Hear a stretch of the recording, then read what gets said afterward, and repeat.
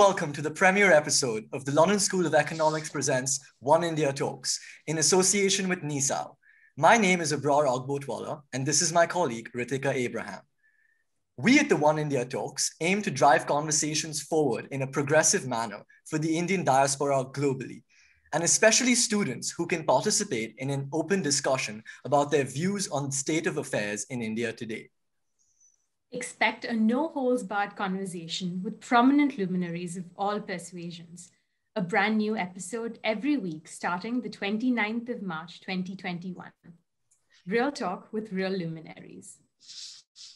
This inaugural episode will discuss the Indian emergency from June 1975, often considered a time in which India lost its democratic credentials, and deliberate on the impacts on the region. This will allow us to set up the themes and conversation topics we will pick up with future guests. In that spirit, we could not have asked for a more suitable guest to kick off our series, given the recent release of his latest book, India's First Dictatorship, and his well-established expertise on the Indian polity, a professor of politics and sociology at the King's College London India Institute. Welcome to the One India Talks, Professor Christophe Jaffrelot. Thank you for inviting me. Professor, I'd like to begin by discussing the release of your latest book, India's First Dictatorship with Prathinav Anil, that I had the pleasure of reading. Your book has raised a fair amount of eyebrows, Professor, not only for its provocative title, but for the engaging discussion around it. How did this name come about? Well, titles are more or less the privilege of publishers. Most of my titles have been found by my publishers. And Michael Dwyer, the director of Hearst, my publisher for 25 years now, had this great idea, I must say, to find the best title you can think of. I mean, it's for you to decide, but I find it great. Yes, Professor. Also, Professor, you speak of a concept of urgency in your book. To quote specifically, the task of putting rights and democracy in India remains more urgent than ever. How would you define this urgency? Well, it's a quest for every democracy to maintain their standards in terms of liberty and if possible, equality. But certainly at the moment, India sees its institutions eroding and its democratic credentials eroding. If you look at the indexes, and there is absolutely no contradiction. You look at Freedom House, you look at Reporters Without Borders, you look at The Economist, all of them show graphs which are going down. And some of them, including the one by V Democracy, Sweden, very reliable source that is looking at the levels, quote unquote, of democracy for the last at least 50 years, you see that some of the curves are going back to the level they had in 76 during the emergency. So yes, the urgency is certainly very pressing. Thank you, Professor. Prime Minister Indira Gandhi was a firm believer in the necessity of what you term discipline in democracy, because she believed that the population was becoming too lax. Is this the point at which the government of independent India started developing a sense of paternalistic authority? Well, that's one of the dimensions, definitely. But it's not the only one. I think Mrs. Gandhi resorted to the emergency for many other reasons. First of all, she was the back to the wall. The opposition was in the street. The JP movement was not receding quickly. It was somewhat receding, but not that greatly. And she was under attack because of the judiciary making her election in 71 compromised. So you cannot derive only from her political inclinations the decision to decide the emergency. There are other circumstances, other variables, but I would agree in saying that she was a real politiker who, after she came back in 1980, somewhat continued with a similar attitude in terms of centralization of power. Punjab, Assam, Kashmir in the 80s, at least till the late 80s, were very much affected by the way she centralized power. She resorted to the presidential rule like few other, no other prime minister. So yeah, you can definitely attribute some of the reasons why she decided the emergency to her own political temperament and culture. But I repeat, she was pushed doing that. She was convinced that she had to do that for other reasons too. Right, Professor. And like you said, there were myriad causes and contextual reasons behind the implementation of the emergency itself. Like you said, from the mobilization of the JP movement to the usage of the loophole found by Mrs. Gandhi's close aide, Siddhartha Shankar Ray. What, according to you, was the single most important reason for Mrs. Gandhi to take what was at this time an unprecedented step? Well, the decision of the judiciary to ask them to choose between, remaining a member of parliament, but without any right to vote in parliament, or doing what she did. The judiciary eat back in 75. And I say eat back because she had been after the judges for quite some time. In fact, she did not believe in separation of power in that sense. She thought that the judiciary should fall in line when the parliament and of course the executive, because of the legitimacy coming from elections, should prevail. It's a populist way to look at institutions. And incidentally, we are back to this approach in many countries these days. Legitimacy of the leader prevailing over legality.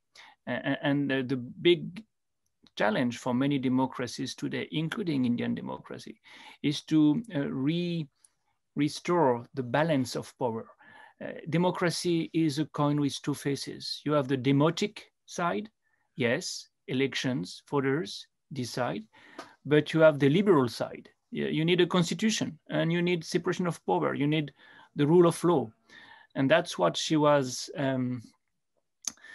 attacking in the name of the legitimacy she got from the voters. So that's why she arraigned the Supreme Court. She tried to, and she did a lot of harm to the Supreme Court, and the judges somewhat eat back in 75. Yes, Professor. And you also speak of only a degree of difference between Indian authoritarianism and Indian democracy. What, according to you, is that degree of difference and why is it so important? Well, that's what we say in the conclusion of the book. When we try to interpret the emergency in a larger perspective, what does it tell about the Indian trajectory after so many decades of independence? And what does it tell us from the point of view of the subalterns, the plebeians, the poor? And we see there that for them, it may not make such a big difference indeed. It depends, of course, where they lived, because the emergency was not the same everywhere, far from that. And in the south, for instance, or in Kashmir, there were hardly any impact for some people in the Mofusil, in village India. And they were already under attack before. I mean, when you look, for instance, at sterilization, sterilization is the big blow on Indian society in 76. Except that when you look at the figures, after emergency started, 75, you have less cases of sterilization than few years before. So it means that in the early 70s already, there were millions of people sterilized because that was a priority of the state. And for the slum dwellers, not only sterilization was not so different from what it became in 75, but gentrification of the city, which means driving out the poor, was also there. And incidentally, the same man who was in charge of gentrification of Delhi and who was in charge of it under the emergency was Jagmohan. So not only you had the same victims, but you had the same guilty men in a way. Continuity in that sense is very disturbing. Continuity in some other sense, guilty men of the emergency did not go behind bars. None of them, just zero. And it's quite disturbing when you look at the Shah Commission report that was so clear in if you want the charge sheet was there. Nobody implemented it. And not only that, but Mrs. Gandhi could be re-elected in January 1980, very few months after the emergency, a couple of years after the emergency had been lifted. So yes, you can say that in some ways, there is a difference of degree more than anything else. At the same time, there is absolutely no doubt in my mind that it was an exceptional moment, extremely violent, 100,000 politicians, unionists, opponents imprisoned and tortured in many cases. People died in jail. So to say that there is a difference and some continuity, that difference in degree and continuity, does not mean that you minimize the magnitude of the event. So we have to keep these two, I would say, approaches together. Building on what you just said, Professor, you spoke about sterilization. I want to spend some time talking about the second most important personality, if not the most important personality of the emergency, Sanjay Gandhi. I'd like to read a quote from the Washington Post to you. This is actually a quote I used in an essay I wrote in high school. It reads, "Sanjay is calling the shots now. The system is no longer functioning in this country. It's all Sanjay and his goons." What, according to you, were the contextual reasons behind the rise of power of Sanjay Gandhi? And were there any challenges attached to that? Well, the main reason why he could rise so quickly and assert himself so strongly was the fact that Mrs. Gandhi could not say no to him and has never said no to him. For many reasons, psychological reasons, guilt feeling. We could enter into the details, but the main fact, the plain fact is that he could assert himself for that reason and because of the allies he made and he found. It's very interesting to see how Sanjay Gandhi was able to bring in, you can say, leaders who were at the periphery till then. Bansilal, for instance, Chief Minister of Haryana, and Om Mehta, Minister of State for Om, Pranab Mukherjee, Minister of State for Finances. These were junior politicians who, like him, were in the second ring of leadership, if you want. And he could relate to these people, he could rely on these people for the functioning of the government. Plus the Youth Congress, he had his own instrument, he had his own party machinery. And you can see by the end of 75 that this will help him a lot to assert himself, especially vis-a-vis Mrs. Gandhi, who was desperate vis-a-vis Congress. She wanted to transform Congress into a cadre-based party. She tried hard. in the early 70s after the 71 victory, and she failed. So she thought after some time that, well, the Youth Congress may be the instrument that she wanted to build with the Congress. These are very important explanations. And then you have, of course, the other explanation. Why nobody stopped him? Why can't you find congressmen standing and say that's wrong? Well, nobody did it.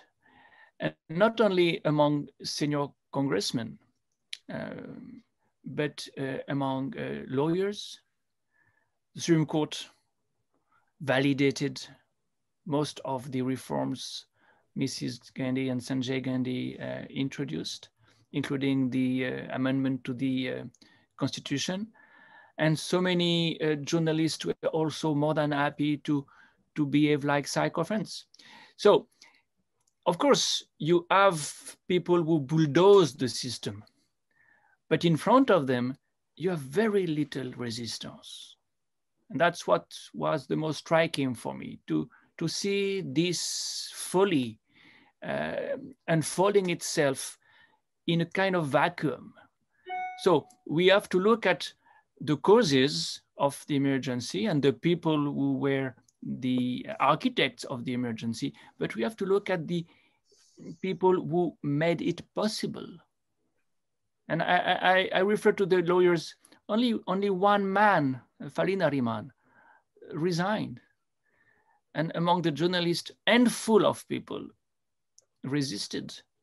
Kuldeep Nair, Indian Express people at large, plus of course Imal and the statesmen, but handful of people. So let's always keep this in mind. There was certainly hardly strong resistance, but we may return to that in the rest of the conversation. Sure, Professor. But according to you, would Sanjay Gandhi's pet projects of sterilization for population control and slum clearing for beautification, would they have even been possible had it not been for the implementation of the emergency? Well, again, you know, I may repeat, but it's important to repeat. That was there before. You know, when in 1972-73, more than 3 million Indians are sterilized, it's with the blessing of the World Bank. It's with the blessing of so many institutions, including the Indian government, of course, which are terrified by the demographic rise and growth of India. Similarly, when Jagmohan is asked to implement the plan Sanjay Gandhi has conceived, he has already the plan on his desk. And it has already started. It's not as if slum dwellers have not been driven out from the walled city before. So as he will say before the Shah Commission, Jagmohan will say, you know, the magnitude was different. The plans were the same. So the emergency, in that sense, made indeed a difference in degree. And we have to remember that that was with the consent, in a way, of the international community. Very few foreign governments interfered with the emergency, at least till mid-76, late 76, except incidentally, the US president, the American president was the only one who really canceled one of his visits. None of the others had any problem with that. It's very interesting that you say that, Professor, and that you mentioned that sterilization was once a World Bank supported policy, because that is my very next question. According to the BBC, sterilization, as you said, was initially a World Bank supported policy. However, towards the latter part of the emergency, both Sanjay and Indira Gandhi started receiving a large amount of international flack. According to you, what turned the tide against them in terms of international opinion and sentiment? Media. The media made the difference. Okay. Fascinating to see how gradually New York Times, the Times, BBC eroded the image of the strong woman doing what she had to do for the good of the world. And that was against politicians in Britain, in Europe at large. That was against some of the international organizations we've mentioned already. So it's a very important historical, I would say, development to keep in mind. International media can make a difference and persuade their government in the first place that there's something wrong there. So that's what happened. That's what happened. And you will see gradually the British government changing its discourse in spite of so many deals which were in the pipeline. Deals are always, trade relations are always good reasons for ignoring human rights up to a point. And when the implication is too much impopularity, you have to rethink your diplomacy. So the credit goes to the international media. And Mrs. Gandhi was very upset by the coverage that she saw in some of the international newspapers. That mattered. In fact, for India, the image matters. It was true yesterday, it is true today. India is supposed to be the world's largest democracy. And if this tag is tarnished, then there is a problem. And this problem was clearly there in 77, 76, 77, especially because in 77, Pakistan was going to vote.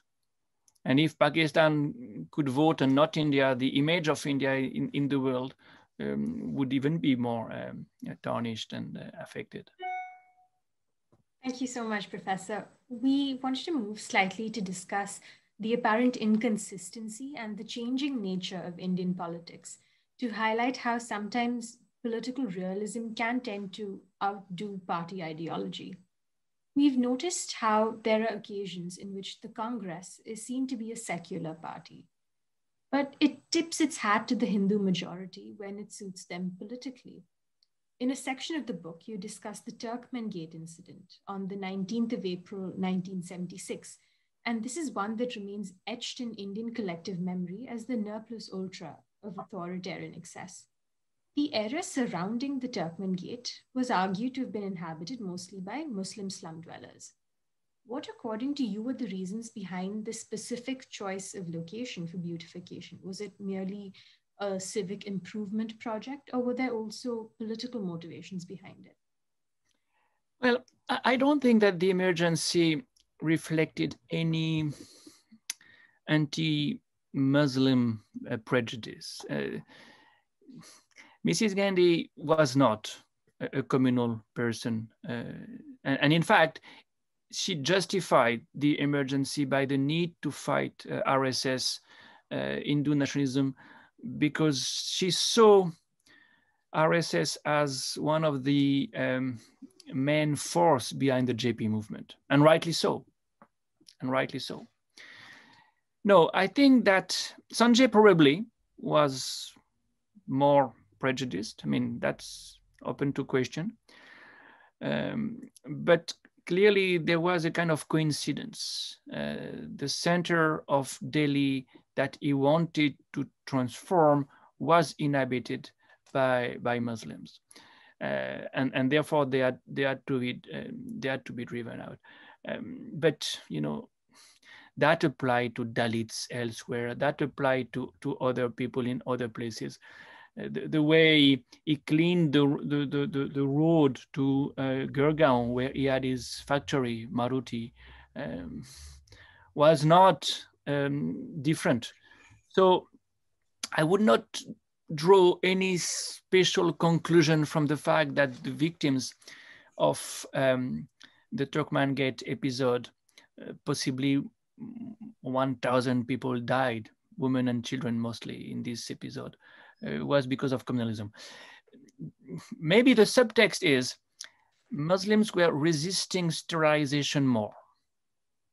So as a kind of consequence, they were targeted more, but not because they were Muslims, because they made this plan more difficult to implement in Delhi, Delhi being the epicenter of this of the sterilization campaign. You know, Delhi, Haryana, West UP, this is the epicenter of the emergency. If you go beyond that, it's a different story in many cases. Thank you. And just to circle back to the first part of my question, is there a double standard within the Congress at an organizational level? Is there a facade? Do they revel in a facade of secularity while walking this fine line? And I don't see things that way, but I see what you mean. I mean, I would reformulate this by saying the top leaders of Congress have been committed to secularism. And that was true of Jawaharlal Nehru, Indira, Rajiv, Rahul today. You can't be suspicious. There may be, and that's true of Mrs. Gandhi after 1980, more Hindu, quote unquote, temple goers in your case, with some sense of Hindu identity. But that's religiosity. That's not communalism. It can be debated with Mrs. Gandhi. And sometimes you can also say that Rajiv tried to play communal cards. So he played the Muslim card with the Shabanu affair. He played the Hindu card with the Faizabad launching of the 1989 campaign. But these are rare episodes of communal politics. Now, the problem is that if you go beyond this top leadership, and that's true as early as 1950s, you have state bosses, local congressmen who do indulge in some Hindu traditionalism, sometimes with affinities with Hindu nationalism. And some of them will shift, by the way, from Congress to Jansang, D.P. Mishra, to Vishwa Hindu Parishad, K.M. Munshi, or Gujral Nanda, who has been interim prime minister twice. And that's clearly the divide between the top leadership and the state leadership, the state leaders, and the state leaders of North India and West India, Gujarat, of course, but also the Indie Belt. So many chief ministers, including Ravi Shankar Shukla in the 50s, 60s, including Govind Ballabh Pant in the 50s, 60s again, had a strong sense of some Hindu pride. Yeah? Look at the Constituent Assembly debates, when so many of them say, we don't want Urdu as an official language. We don't want this language because it comes from abroad, you know? That's the kind of traditionalism you will find on the Congress side. And that has affinities with Hindu nationalism, but with a big nuance. It's a promotion of Hinduism. It's not necessarily an attack on Islam and Muslims. So they are in that sense attached to traditions, not necessarily hostile to the traditions of the others. Thank you, Professor. I wanted to pick up on something that you just said. In your book, you argue that Mrs. Gandhi noted that the guiding tenets of her premiership were Hindu philosophy and a commitment to India. So in other words, religiosity and nationalism. The ideology of the ruling party today is Hindu nationalism. Do you see a difference then in the implementation of Hindu nationalism as an ideology by either the BJP and Congress? Of course. And it's very important when we make any comparison between the emergency and the present day situation to factor that in. Mrs. Gandhi had hardly any plan in 75. The emergency was largely improvised. Of course, SS Ray had already figured out what would be the constitutional implications as early as January 75. So they had some idea of how to operate, but they did it in a very precipitated manner in June 75. And you know, even in August, 15th of August 75, some people anticipated that she would lift it. And if Mujibur Rahman had not been assassinated in Bangladesh, if she had not been taken aback by this event, she might have lifted the emergency as early as mid-August 75. We don't know. The point is that there was no roadmap, not real, because there was no ideology. Mrs. Gandhi had no ideology. She had a socialist discourse. She had a very conservative pro-business practice. She was a productivist, disciplinary productivist with a kind of leftist discourse. It was completely heteroclite. It's not at all the same today. Today, there is the implementation of an ideology that is 100 years old, and that has not moved, that has not changed really. So I would really not make any comparison. The comparison stops very, very early from that point of view, from the point of view of what is the roadmap, what is the ideological trajectory that is followed. Thank you, Professor. I want to spend some time discussing the concept of populism and the personalization of power. There is a quote in your book, or rather a slogan in your book by D.K. Baruha that reads, "Indira is India and India is Indira." To us, this symbolizes the pervasiveness of her personality over all aspects of Indian society. In the same vein today, we see slogans such as "Phir ab ki baar Modi Sarkar" and "Sunamo." Would you argue that Prime Minister Modi has reached the same levels of incontestable influence? Yes. I think that this is where the comparison operates the more convincingly. We have in both cases, we have charismatic leaders. And I use the word by referring to Max Weber's definition of what is charisma. You know, the charismatic leader is the leader that gains legitimacy to such an extent that he or she is above accountability. And of course, when we say charisma in India, we think about Mahatma Gandhi. You know, we think that the charismatic leader is the virtuous leader, is the leader who is almost a saint. And that's true, but it's not the only way to look at it. And Max Weber never said the charismatic leader is necessarily a virtuous leader. He is an exceptional leader. And an exceptional leader does things nobody dared to do before. And that's what we saw in the case of Mrs. Gandhi. Mrs. Gandhi did things nobody dared to do before.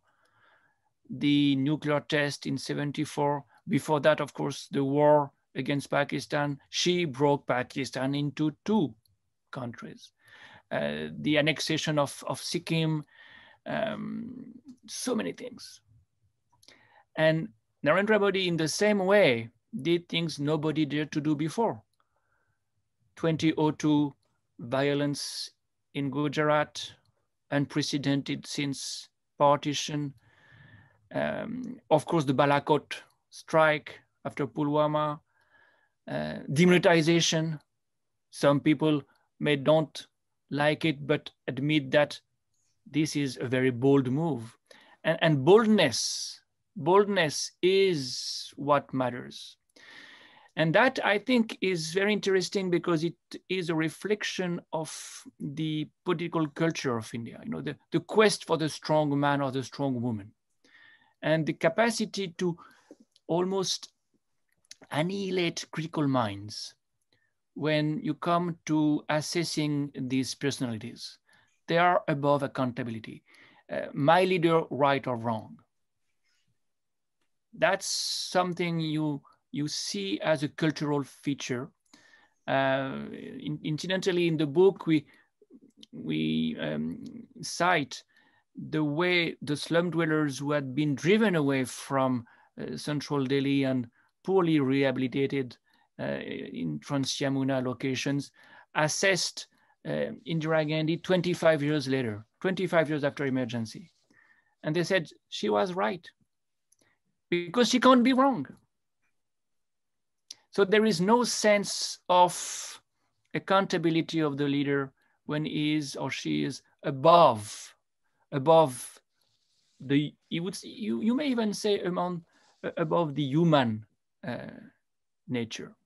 And there is something like a supernatural quality. You know, Mrs. Gandhi was seen as Durga after the 1971 war. Narendra Modi is seen as minimum a superhero, a maximum a kind of a super guru. It depends to whom you speak, but that's there. Plus, and that's why we are in a populist context, plus the capacity to relate to the poor, the capacity to relate to the people at large directly, and Mrs. Gandhi did it with the radio, like Narendra Modi does with Man Ki Baat, the radio. And the radio is the instrument of the poor.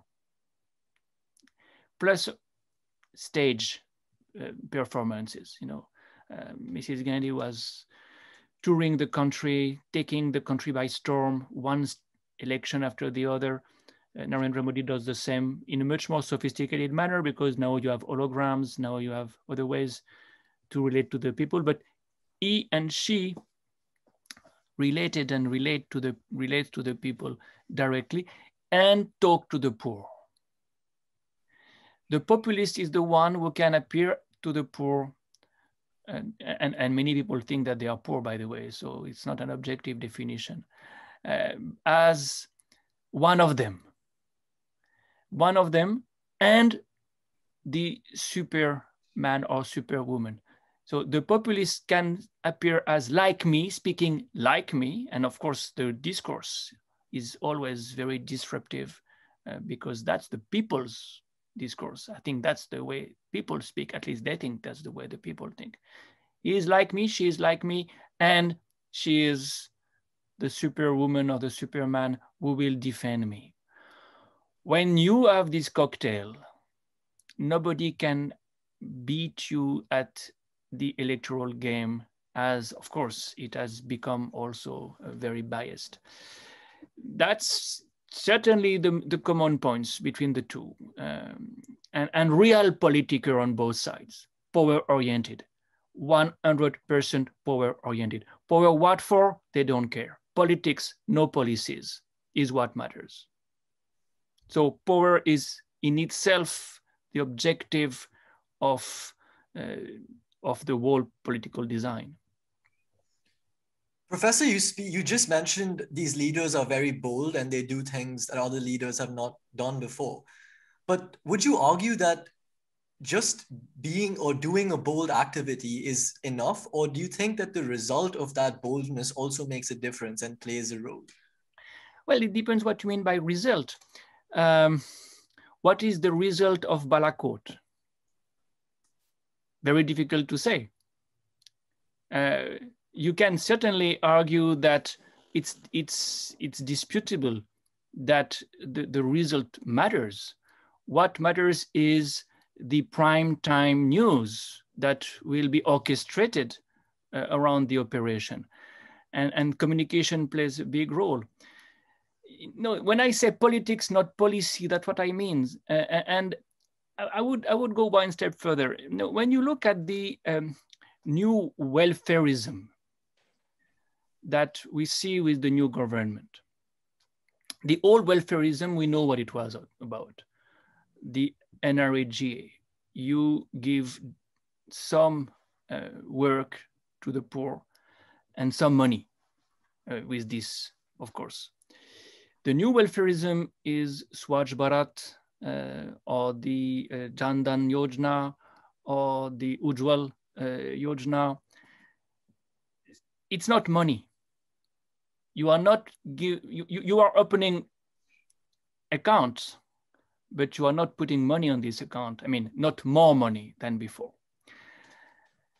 And incidentally, the percentage of the poor increases if you go by the last survey of the National Sample Survey of India.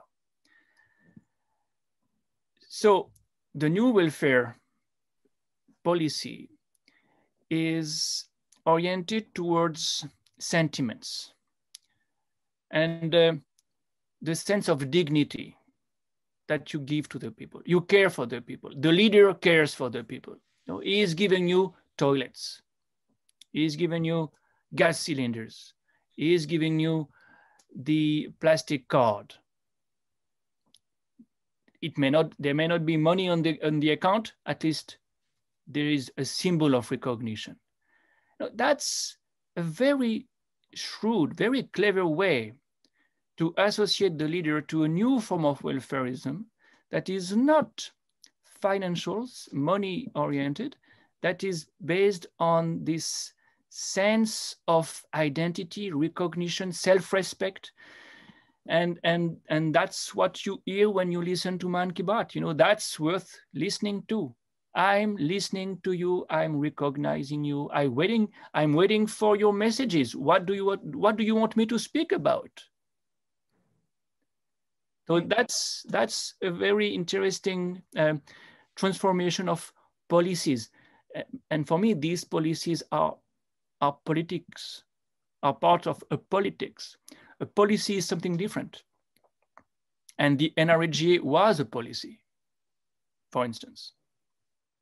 Right. Thank you, Professor. Similarly, if we were to try to draw a parallel between today's order and that of Mrs. Gandhi, would you consider Prime Minister Modi's hold on the BJP absolute, or would you consider the BJP an internally democratic party? Well, probably in the middle. We were used to a party, the BJP, as a cadre-based party. And that's how it had been built in the wake of Jansong. Jansong was the cadre-based party par excellence, with Pratcharaks becoming Sangathan Mantris, and Dindayal Upadhyay had really set up the tone as early as the 50s. In each state, you had cadres, and emerging from these cadres, you had party leaders who were chief ministers in waiting. In each state, almost, that was the case. And at the top, after BJP was created, Atal Bihari Vajpayee and LK Advani alternated in power for so many years that you could not say that the party was embodied in one personality. It was a collegial way of deciding, of leading. And in fact, the decision-making process was probably more collegial than on the Congress side. There is no doubt about that. You know, Congress gradually became a one-woman show, and after 72, there was no election, party election worth that name, which meant that it had become a kind of vertically organized party. And under Mrs. Gandhi, chief ministers were appointed from New Delhi. And that's, by the way, that's also why the emergency was possible. Most of the chief ministers had lost their autonomy. They were sycophants, you know, ND Tiwari is a case in point. There are so many others. Well, that's what BJP is becoming in many ways. That's what the party is becoming, simply because you don't see party bosses at the state level, at least no new party bosses at the state level. They are of course legacies of the past, Chauhan in Madhya Pradesh, for instance. But the new chief ministers have been appointed by the top. And sometimes these state elections are not contested by BJP in the name of a chief minister in waiting. When Uttar Pradesh elections took place in 2017, nobody knew who would be the chief minister if BJP won. And it took them quite some time to find out who will be the chief minister for that reason. So it becomes the rule. Fadnavis in Maharashtra was not supposed to be chief minister. In Gujarat, all the chief ministers who came after Narendra Modi were not projected as candidates for the post. Haryana, same story. I mean, everywhere, the prime minister is canvassing for the party, and the party at the state level is emptied out from the inside in a way, which is exactly the logic the Congress embraced under Indira Gandhi in the 70s. Thank you for your answer, Professor. I want to spend some time talking about the importance of institutions in a democracy. In any vibrant democracy, the separation of independent institutions from the executive is supposed to be sacrosanct. Quoting from your book, however, and as you mentioned earlier about the Supreme Court, it kneeled right over during the emergency, finding nothing wrong with the suspension of habeas corpus, which paved the way for mass incarceration without trial. How and why, according to you, was Indira Gandhi able to exert such influence over an apparent independent institution? To some extent, it's a mystery. To some extent, you really don't understand why have judges abdicated so quickly. But I repeat, they are not the only ones. You know, why have journalists abdicated so quickly is another question. It's true of many alternative power centers, if you want. One explanation may be she had already promoted justices and a chief justice, Mr. Ray, who were her creators. And that's an important explanation. You know, the capture of institutions is something that you prepare over the years, and then they fall like ripe fruits in a way. That's one explanation. Appointment. How do you appoint the judges? Incidentally, that was one of the first reforms the Modi government wanted to introduce in India. Judges' appointment, Supreme Court judges' appointment. Another explanation is fear. And fear can be cultivated in so many ways. IT raids, that's something the emergency introduced and that has become routinized. You have a file on everybody. Everybody has a dark side, a weakness. If you work closely with the IB, with RAW became a very important instrument during the emergency. You learn something about people, you can use that against the people who are in the institutions, but weakened by the possibility of some disclosure about their private life or professional, but not so legitimate life.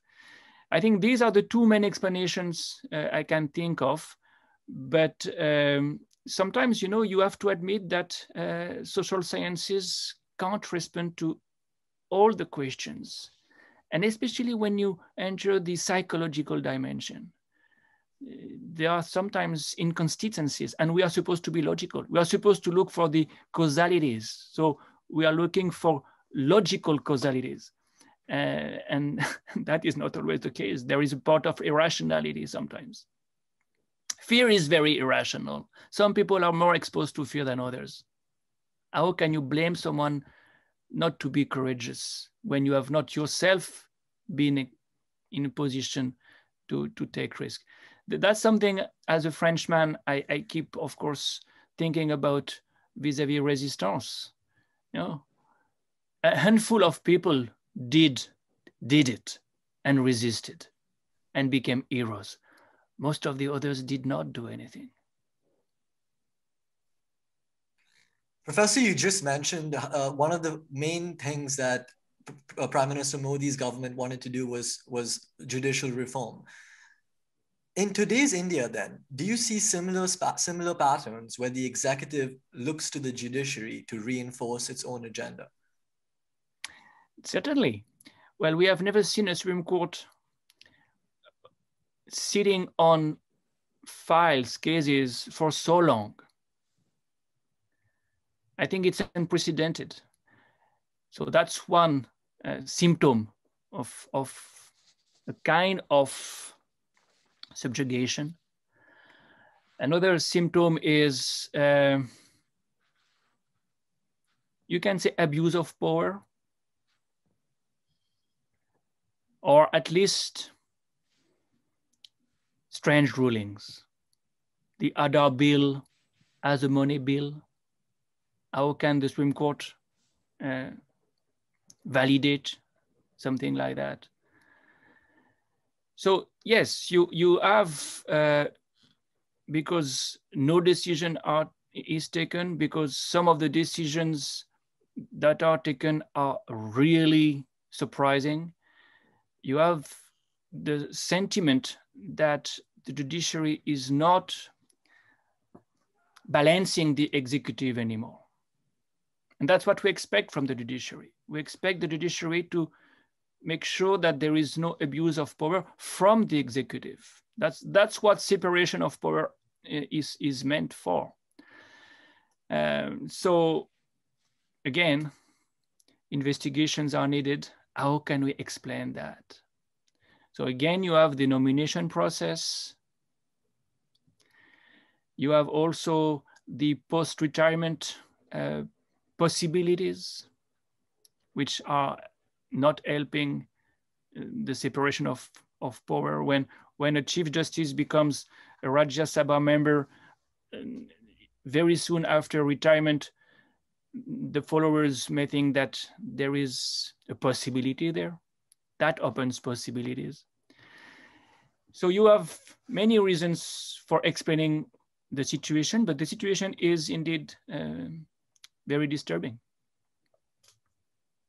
Right. And to talk about the use of media by the state, for Mrs. Gandhi, newspapers were categorized as friendly, neutral, and hostile, with extremely stringent censorship imposed on those media houses that were categorized as hostile. Similarly, according to you, is there a tendency for media today to maintain generally favorable positions on the government's agenda? Well, it depends what are the media in question. We do have very robust, independently minded online media, but not only. Some print, print media are still implementing what we used to call journalism of courage. But certainly, what is known now as mainstream media is not behaving in the same vein, and for many reasons, I suppose. First of all, the owners have some affinities with the ruling party. That's one possibility. They may even be members of the ruling party. They may need the ruling party's licenses, support for their own business, because many of them do not do journalism only, far from that. So the owners may be responsible for this kind of complacency that we see now routinely. You have other explanations, intimidation. We are back to what I was saying before. IT rates don't help, never. And last but not least, well, you sell more copies when you are on the right side, and if people are really in love with the new dispensation, you better go with the wind, so to speak, be on the right side, helps, which is something you see everywhere, populism in that sense has created new space for some newspapers, some TV channels, which are more interested in just being popular. So between populist and popular channels, there are clear affinities. Thank you, Professor. And there also seems to be a rise in the usage of the term anti-India or anti-national. The government seems to arrest, sideline, or even disregard ideas that seem to oppose their agenda. Do you see that the BJP and Prime Minister Modi are using similar tactics as those used by Mrs. Gandhi? Well, it's inherent in what I have called national populism, or populism at large, in fact. Because the populist claims that he embodies the nation. He is the nation. You cited this slogan, India is Indira and Indira is India. The populist is the symbol, the incarnation of the nation. Well, it has a lot of implications. First of all, opposition is not legitimate.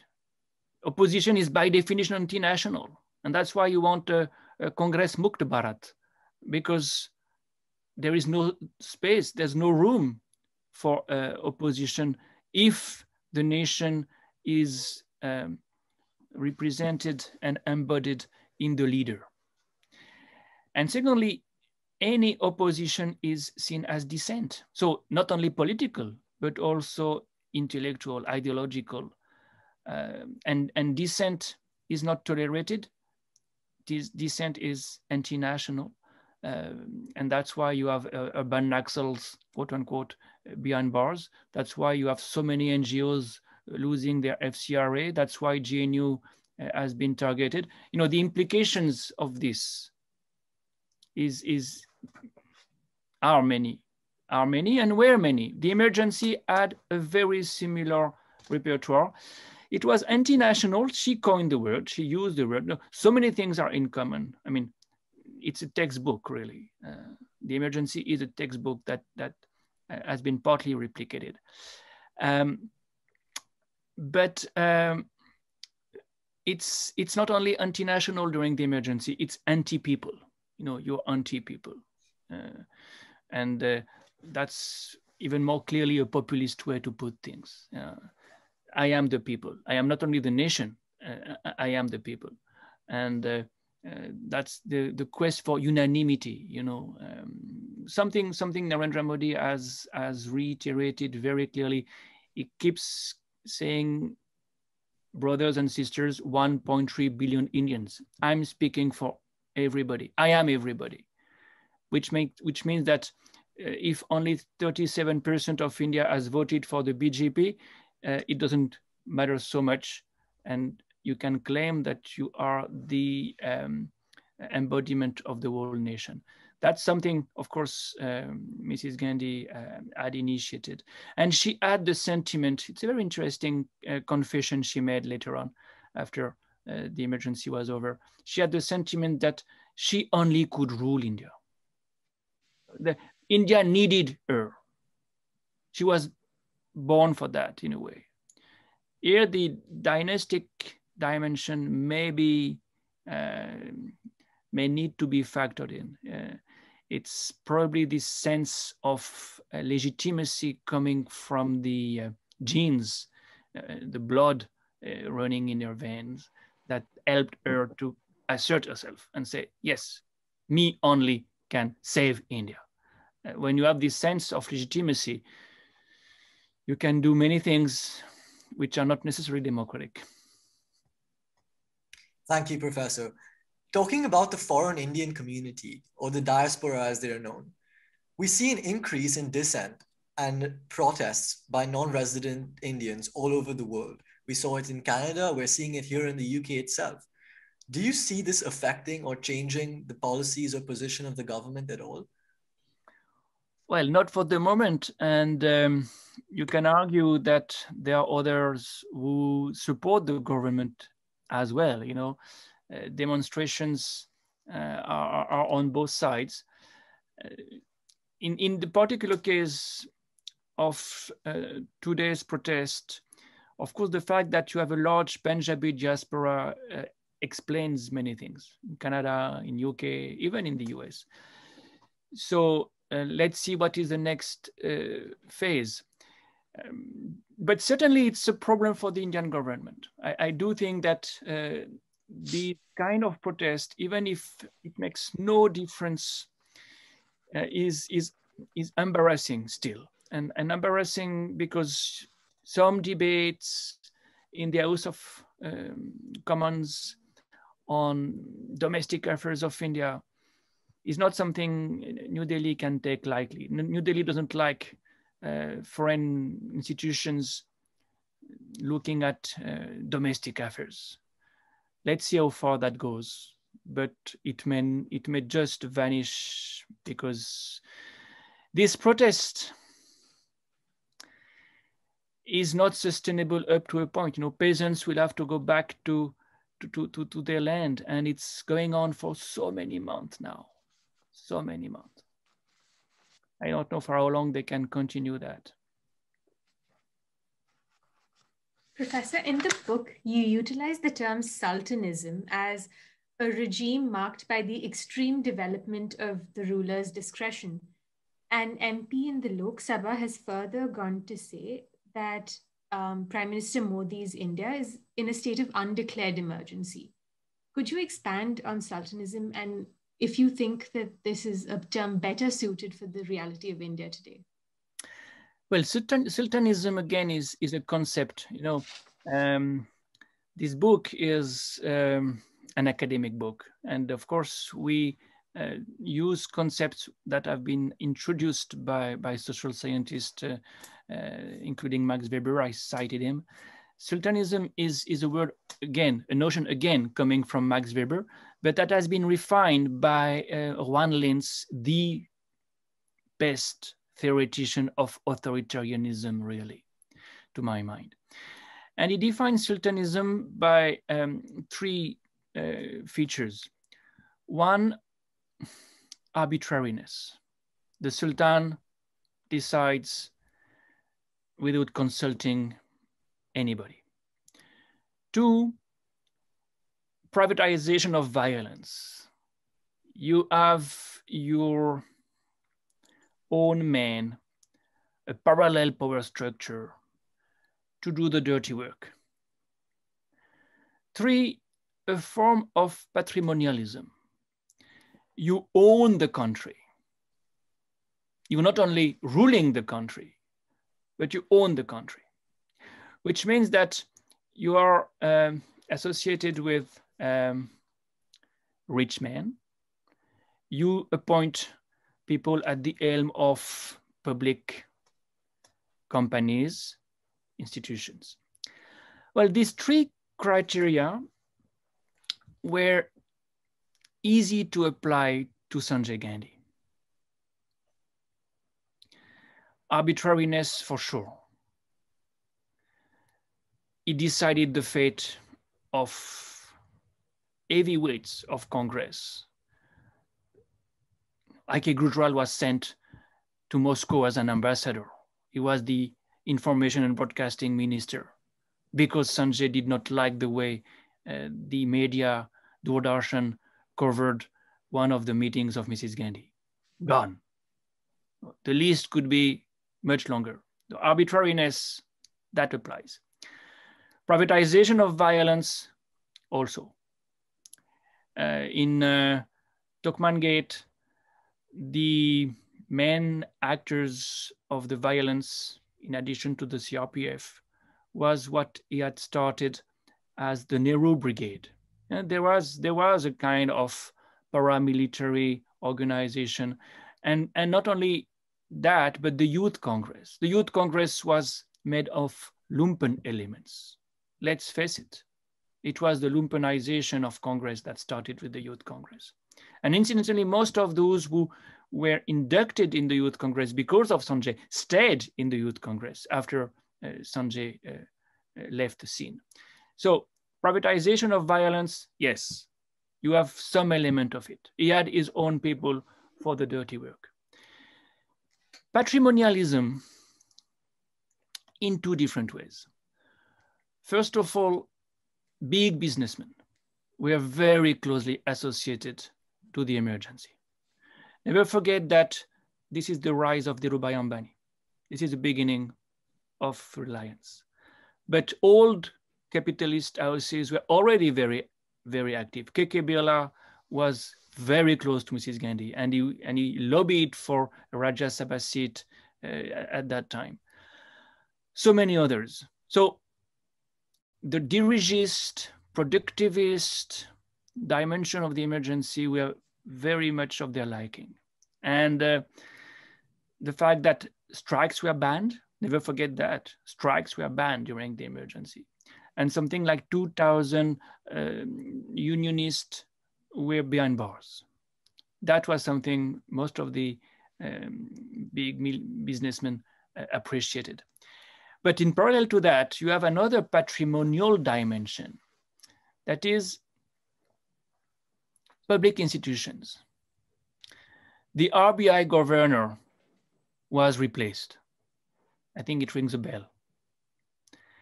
The State Bank of India director was replaced. The Punjab National Bank director was replaced. Incidentally, the two last ones, because Sanjay needed for Maruti some loans, or had some loans to repay. So it was directly related to one of the core elements of sultanism. The rulers is the owner of a major company. And Maruti at that time had become a major company, or was becoming a major company. So the three components of sultanism were there in the emergency, during the emergency. And I think it's something you see today in some ways. You know, the list is easily replicable. And some of the names are the same, by the way. That was very intriguing, Professor. Thank you for drawing those parallels. As we look forward towards the 75th anniversary of Indian independence in 2022, how do you see the development of Prime Minister Modi's India? Do you see it becoming more inclusive or more divisive? Well, it will depend partly on two things. First, can the opposition regroup and resist? And in that sense, the West Bengal elections are very important. The Assam elections are very important. Do you see a kind of balance of power making federalism more substantial? Because it's eroding at the moment. And it's a key dimension. And secondly, it will also depend on the economic situation. India is recovering very slowly. In contrast to what we hear, the recovery is slower than in many other places. And the crisis of 2020 has been so deep that to really give jobs again to millions of people will take some time and is absolutely key. Inclusiveness is not only based on ethnic divisions, criteria. It's of course a socioeconomic thing. So there are two big ifs, and it's too early to say. 2022, it will be a different situation. The thing that may not change, I'm afraid, by 2022 is the way minorities are marginalized. And in terms of inclusion, of course, that's very important. They have to be brought in the institutions of India again. For instance, we have hardly a handful of Muslim parliamentarians in the Lok Sabha today. That's a big difference. By the way, it's a big difference with the period of Mrs. Gandhi, because the election year when you had the largest number of Muslims in the Lok Sabha was 1980, when you had something like 9% of the members of parliament in the Lok Sabha who were Muslim, when they were only 11% in the population at that time. The gap is much larger today, something like 4 or 5% of MPs and 14+% of Muslims in society. So that is certainly something that will not change by 22, and that is disturbing for the inclusiveness that you are mentioning. Thank you very much for those engaging answers, Professor. On that note, we will conclude the first episode of the LSE One India Talks.